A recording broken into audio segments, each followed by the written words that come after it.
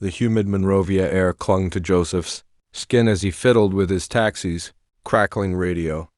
The voice of Mr. Garlow, smooth as palm wine, filled the cabin. "Good people of Liberia, this is your chance. Text WIN to 5050. That car, that house, that life, it can be yours. Don't let destiny pass you by." Joseph sighed. Destiny. His destiny was a rusty taxi, a two-room zinc house in Logan Town, and the constant ache in his back from long hours.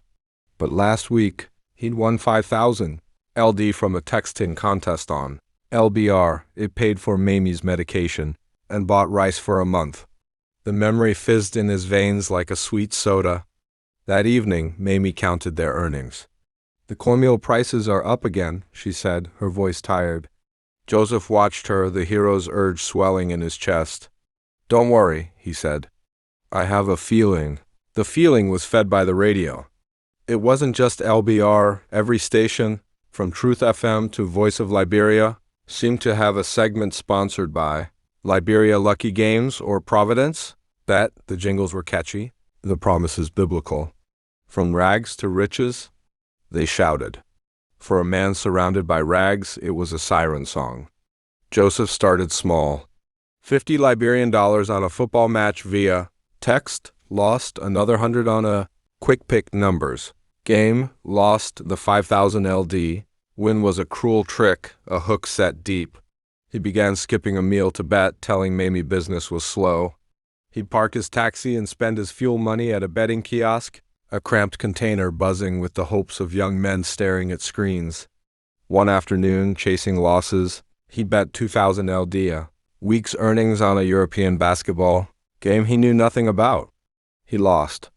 Desperation, cold and slick, settled in his gut. He drove past the LNLA office on Broad Street, a faded government building. He'd heard they were supposed to monitor these companies, ensure fairness. Once, he even saw Officer Kala on local TV saying, "The LNLA is committed to responsible gaming." But on the ground, the betting shops multiplied like mushrooms after rain, their licenses seemingly easy to get. The monitoring felt like a ghost. Everyone had heard of it, but no one saw it work. The breaking point came on a rainy Friday. Mamie needed money to restock her market stall. Joseph had 3,000 LD hidden in the taxi's sun visor, the rent money. As he drove, Mr. Garlow's voice came on, extra fervent. "Massive jackpot tonight. A life-changing 500,000 LD. Text dream now." The math done in desperation is always flawed. One bet, Joseph thought.